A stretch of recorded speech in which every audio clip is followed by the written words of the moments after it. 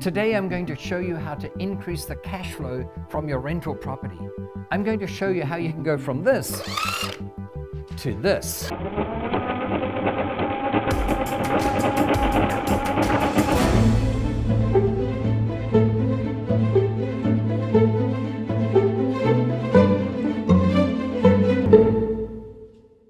When it comes to increasing the cash flow from your rental properties, one of the most frequent questions I get is from people who say, Dolf, hang on a minute, I live in an area where the mortgage payment is greater than the rental income. I can't make this work. I'm doomed not to be a real estate investor.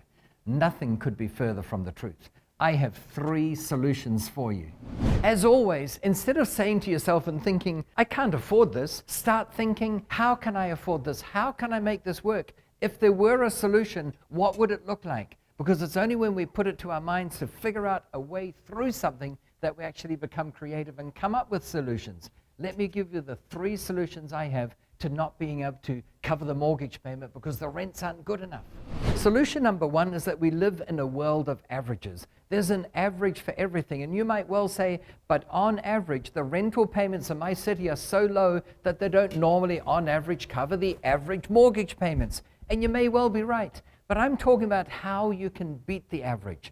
And the way to do that is to look at a lot of real estate deals. In fact, in one of my books, Real Estate Riches, I've got a rule called the 100-10-3-1 rule. And that rule essentially means you have to look at 100 properties to find 10 that are worth putting offers in on. And if you put offers in on 10 buildings, you won't get 10 purchases. You might only get 3 offers accepted. In fact, if all of your 10 offers were accepted, you're offering too much.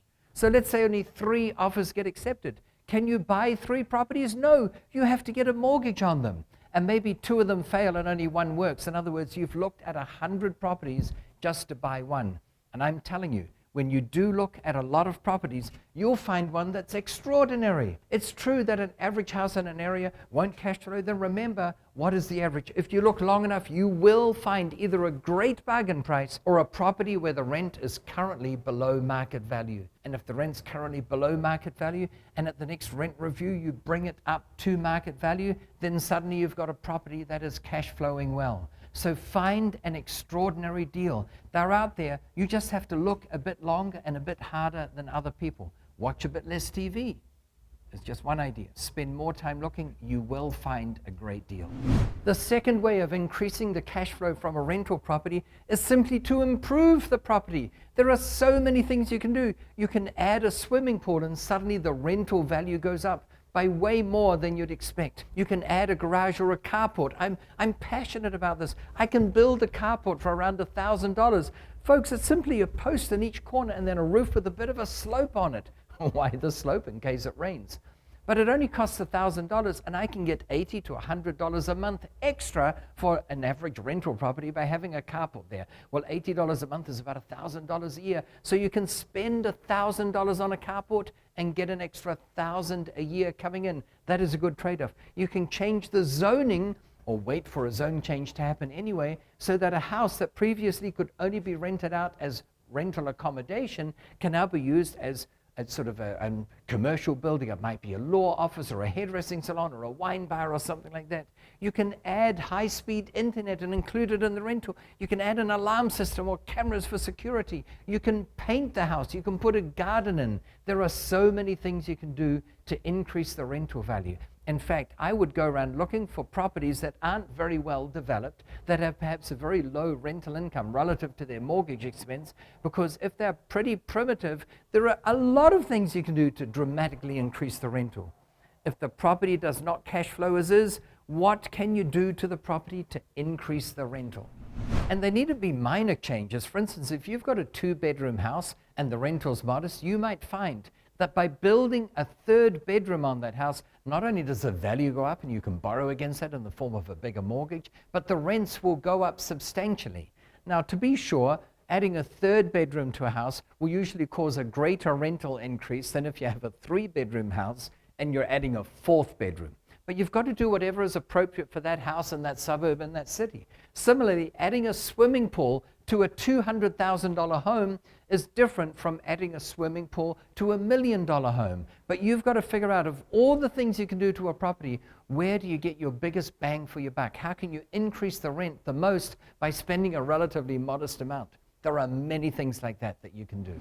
And if all else fails, if there's no way where you can bring the rents up to justify a mortgage for a house in that city, then look somewhere else.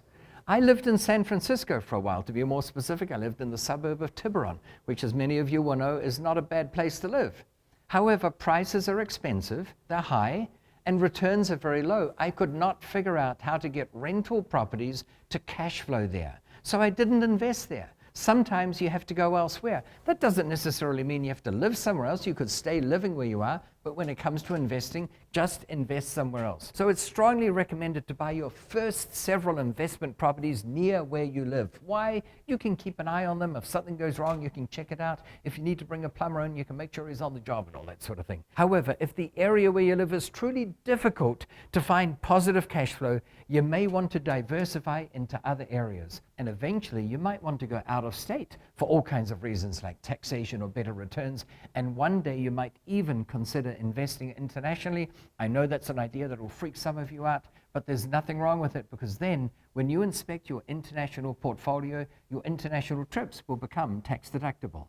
I love that. Many of you know that I'm really passionate about the fact that you can add value to a property and massively increase its worth without spending much money. So much so that I've written the definitive treatise on it. It's a book with the longest title on Amazon. It's called 101 Ways to Massively Increase the Value of Your Real Estate Without Spending Much Money. I think the cheapest idea in here, or the least expensive one is a better way of putting it, is 69 cents, where if you have a room that is lit by a 40-watt light bulb, the room's going to be dark and dingy and doesn't even appear very clean and all that. Just by replacing that 40-watt bulb with a 150-watt light bulb, the room will appear bigger, brighter, fresher, and cleaner. You will sell it faster if you're looking at selling it, or you'll get a tenant faster if you're looking at getting a tenant. Now, I admit that's a very trivial, small, cheap idea.